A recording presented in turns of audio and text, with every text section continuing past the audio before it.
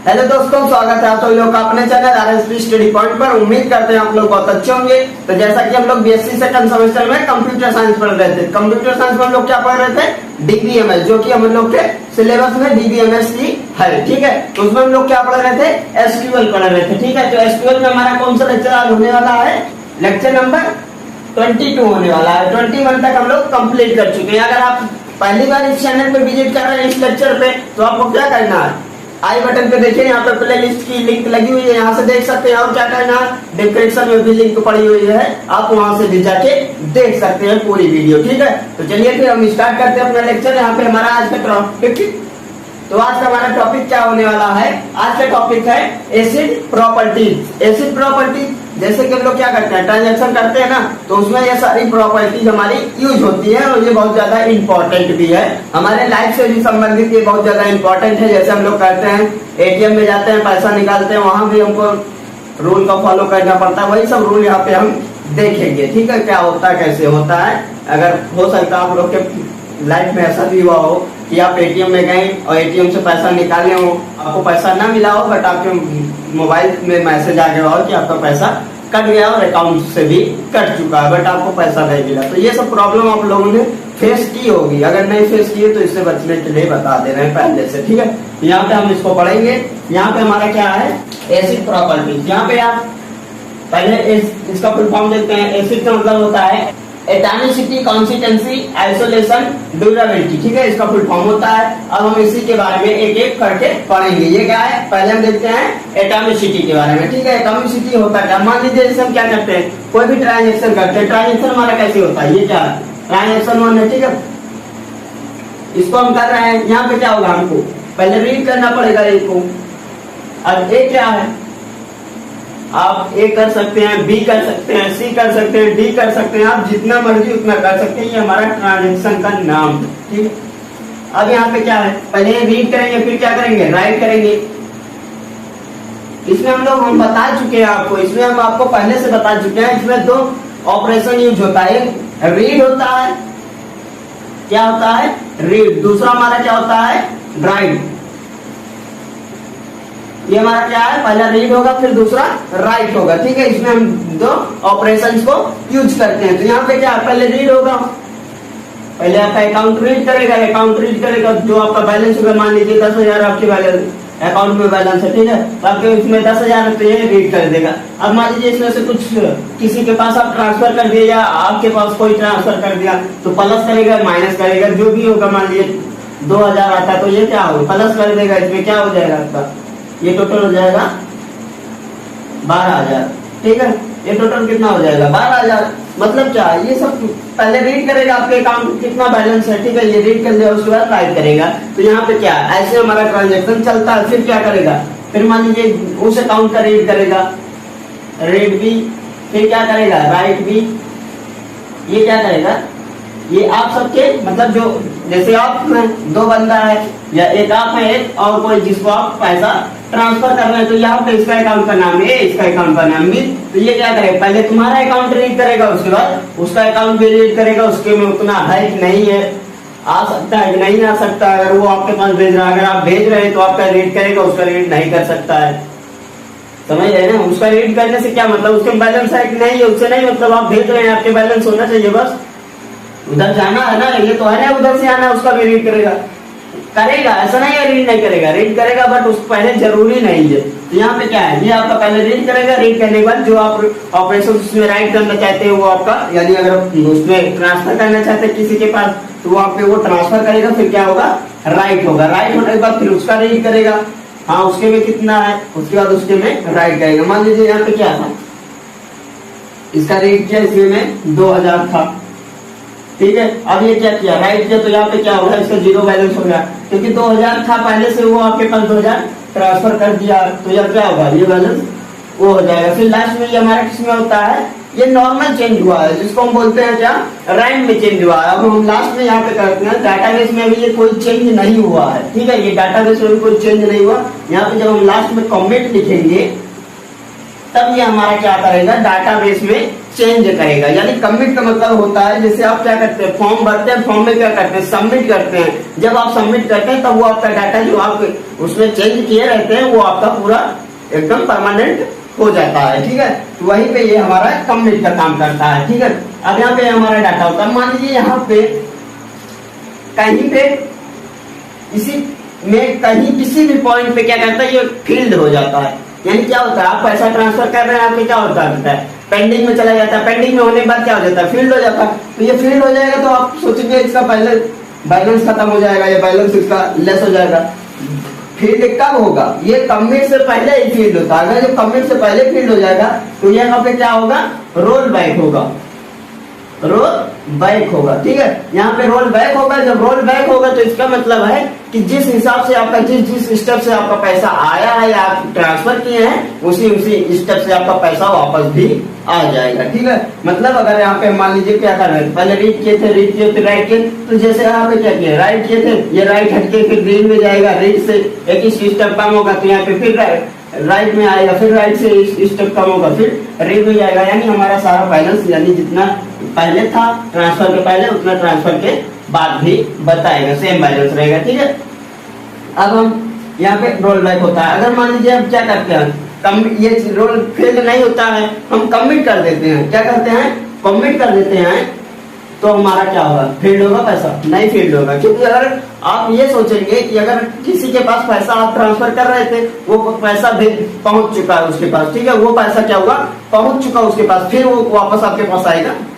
जब तक वो भेजेगा ही नहीं तब तक कहां से वापस आएगा, फेल होगा नहीं, क्योंकि सक्सेसफुल हो चुका, पहुंच चुका है। तो यहाँ पे कमिट इंटर करने के बाद हमारा मतलब कमिट जब करते हैं तो उसके बाद हमारा ये फील्ड नहीं हो सकता, फिर हमको रोल बैक करने की जरूरत नहीं है। तो ये हमारा क्या है, एटॉमिसिटी है। यहाँ पे क्या है, आइदर ऑल, यानी अगर स्टार्ट होगा ट्रांजेक्शन तो कंप्लीट होगा, वरना नहीं होगा। नहीं होगा मतलब नॉन, मतलब यहाँ से रोल बैक कर जाएगा, कोई स्टेप में ये रुक नहीं जाएगा। जैसे क्या होता है, आप कोई भी वर्कआउट करते हैं तो क्या करते हैं, आज हम एक स्टेप चल लेते हैं, फिर एक स्टेप कल चलेंगे, ऐसा नहीं होता इसके ट्रांजेक्शन में। ठीक है, मतलब स्टेप बाय स्टेप ये टाइमिंग नहीं लेता, अगर होगा तो कंप्लीट होगा, नहीं होगा तो नहीं होगा। ठीक है, अब ये हमारा क्या, कंसिस्टेंसी। कंसिस्टेंसी मतलब है क्या, यहाँ पे पहले देख लीजिए, उसके बाद हम समझाते हैं उसमें। Before transaction start and after transaction complete, ठीक है, sum of money should be same. मतलब देखिए यहाँ पे क्या है, दो अकाउंट है, account number A, account name B. ठीक है, ए से हम बी में क्या करते हैं, 2000 ट्रांसफर करते हैं, जो कि ए के पास कितना बैलेंस है, 5000, और बी के पास कितना है, 3000। ठीक है, तो ट्रांजेक्शन हमारा कैसे होता है, ये मान लीजिए हमारा ट्रांजेक्शन है, तो यहाँ पे क्या होता है, पहले ए का अकाउंट रीड करेगा, रीड ए करेगा। ठीक है, तो यहाँ पे रीड ए करेगा, बैलेंस कितना आएगा, 5000 बैलेंस है, तो ये कितना आएगा, 5000 आएगा। ठीक है, अब क्या करेगा, राइट ए करेगा, तो यहाँ पे कितना आएगा, ये क्या कर रहा है, 2000 माइनस कर रहा है, किसके पास, बी के पास ट्रांसफर कर रहा है, तो यहाँ पे क्या होगा, -2000, क्योंकि ये ट्रांसफर कर रहा है तो माइनस होगा इसके अकाउंट से। अब यहाँ पे फिर क्या करेगा, फिर करेगा रीड ए करेगा, तो यहाँ पे इसका बैलेंस कितना है वो बताएगा, बैलेंस कितना बचा, 3000, ये आपका इसका फाइनल बैलेंस हुआ। तो फिर हमारा क्या करेगा, रीड बी करेगा। अब पेन चेंज कर देते हैं, यानी मार्कर हम चेंज करते हैं, तो यहाँ पे क्या है, ये क्या करेगा, रीड बी करेगा, तो इसका बैलेंस कितना है, 3000। ठीक है, ये क्या है, इसका बैलेंस 3000। अब क्या करेगा, इससे राइट भी करेगा, तो कितना करेगा, राइट +2000। ठीक है, +2000 कैसे, ए वाला जो अकाउंट है उससे क्या कर रहा है, बी वाले अकाउंट में ट्रांसफर कर रहा है 2000, तो इसमें प्लस होगा, इसमें माइनस होगा। ठीक है, फिर क्या करेगा, फिर रीड बी करेगा, तो फाइनल कितना आ जाएगा, इसमें 5000 इसके में 5000 इसके में, मतलब हमारा ट्रांजेक्शन क्या हुआ, कंप्लीट हुआ। फिर हमारा लास्ट में क्या होगा, कमिट होगा। तो जब कमिट हो जाएगा ये, जब हमारा कमिट होगा ये, तो क्या होगा, ये हमारा पूरा डेस्कटॉप पे चेंज हो जाएगा। तो इसका बैलेंस कितना हो जाएगा, यहाँ पे तक कितना हो जाएगा, 3000, और यहाँ पे कितना हो जाएगा, 5000 हो जाएगा। इसके में ऐड हुआ था ना, ठीक है, इसका 5000, इसका 3000। अब हम क्या था, हमारे में क्या था, पहले क्या था, यहाँ पे देखिए पहले वाला लिखते हैं, पहले क्या था, इसके पास, ए के पास 5000 था, और बी के पास 3000 था। ठीक है, ये A है और ये B है। ठीक, अब यहाँ पे देखिए, यहाँ पे समझने वाली बात है कंसिस्टेंसी में क्या है। यहाँ पे बिफोर ट्रांजेक्शन, ट्रांजेक्शन से पहले आपका बैलेंस कितना था दोनों अकाउंट का, सम करेंगे कितना था 5,3,8,000। ट्रांजेक्शन से पहले हमारा बैलेंस कितना था टोटल, सम करेंगे दोनों अकाउंट का कितना था 8,000। ठीक है, अब क्या हुआ, आप यहाँ बिफोर ट्रांजेक्शन, ठीक है, उसके बाद आफ्टर ट्रांजेक्शन कंप्लीट, जब ट्रांजेक्शन हमारा कंप्लीट होगा तो कितना होगा, सम ऑफ मनी, दोनों का सम कितना होना चाहिए, सेम होना चाहिए। अब ये हमारा क्या है, ये बिफोर का है बिफोर, ठीक है, ये हमारा क्या है आफ्टर का है।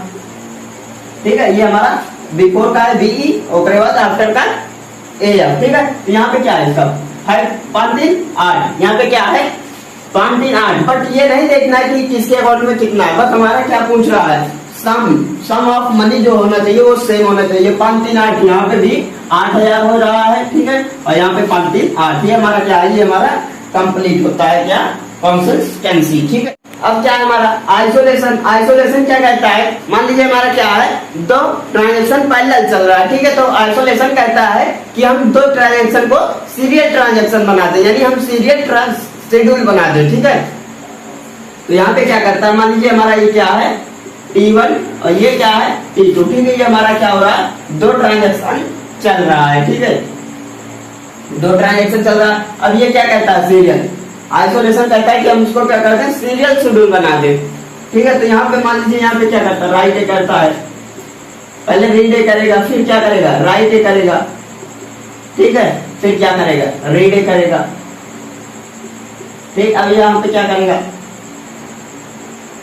बी करेगा, रीड बी, राइट बी, फिर क्या करेगा, रीड बी। ये क्या है, ये हमारा क्या होता है, पहला ट्रांजेक्शन ऐसे चलता है। ठीक है, पहले इसका चेक करेगा, फिर इसका, फिर इसका, फिर इसका, फिर इसका, फिर इसका, ऐसे चेक करेगा। ठीक है, पहले से ये पैरेलल शेड्यूल होता क्या है, सीरियल शेड्यूल क्या होता है, सीरियलाइजेबल शेड्यूल क्या होता है, ये सब हम क्या है पहले से पढ़ चुके हैं। ठीक है, तो यहाँ पे हमारा क्या है, दो शेड्यूल चल रहा है, यानी दो ट्रांजेक्शन हो रहा है, तो यहाँ पे क्या होगा, पहले इसका करेगा फिर इसका। तो अब यहाँ पे आइसोलेशन क्या कहता है, इसको हम क्या करते हैं, सीरियल शेड्यूल बनाते हैं। सीरियल शेड्यूल क्या, जैसे ये क्या है हमारा ए ट्रांजेक्शन है। ठीक है, ट्रांजेक्शन है, तो यहाँ पे क्या करेगा, पहले इसका रीड करेगा ए। ठीक है, ये हमारा क्या ट्रांजेक्शन चल रहा है ए, फिर इसका राइट बी करेगा, राइट ए करेगा, रीड ए करेगा। ठीक है, ये हमारा क्या होता है कंप्लीट। अब सीरियल शेड्यूल क्या कहता है, सीरियल शेड्यूल कहता है इधर वाला सेम इधर ही शिफ्ट कर दे, यानी ये हमारा क्या है, रीड बी हो जाएगा, फिर क्या होगा, राइट बी हो जाएगा। ठीक है, फिर क्या होगा हमारा, फिर रीड बी हो जाएगा। यहाँ पे ये हमारा क्या हुआ, ये हमारा क्या होगा, टोटल सीरियल शेड्यूल हो गया, सीरियल ट्रांजेक्शन हो गया। तो ये हमारा क्या होता है, आइसोलेशन कहता है। मान लीजिए कोई भी दो पैरेलल ट्रांजेक्शन चल रहा है, उसको हम क्या करना चाहते हैं, उसको हम सीरियल शेड्यूल बना सकते हैं। ये क्या पूछता है आपसे, आइसोलेशन यही कहता है। ठीक है, तो ये हमारा क्या करता है, आइसोलेशन सीरियल शेड्यूल बनाता है। अब हम देखते हैं कि हमारा लास्ट क्या है, ड्यूरेबिलिटी।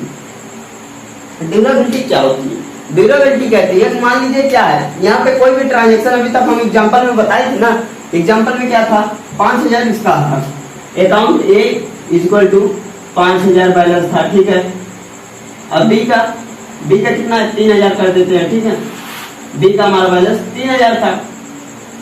अब क्या होगा, हम इसको ट्रांसफर कर रहे हैं ए से बी में, बी में कितना ट्रांसफर कर रहे हैं, 2,000 ट्रांसफर कर दे रहे हैं, ए से बी में ट्रांसफर कर रहे हैं 2,000। तो क्या होगा, यहाँ पे पहले रीड करेगा, रीड करने के बाद जो भी करेगा तो हमारा फाइनल कितना आएगा, फाइनल अगर हम ए का देखें तो यहाँ पे क्या होगा, 2,000 इसमें माइनस हो जाएगा, यानी इसका 3,000 हो जाएगा। ठीक है, अब बी का करेंगे तो हमारा कितना आएगा, इसमें प्लस होगा, ये 5,000 हो जाएगा।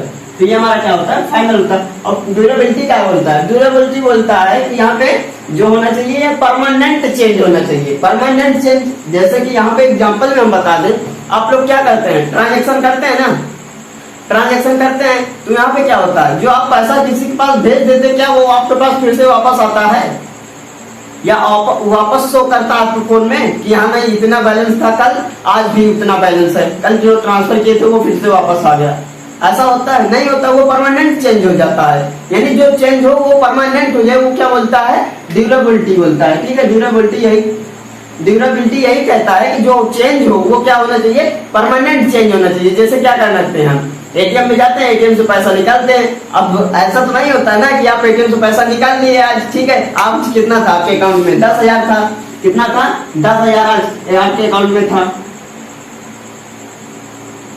आज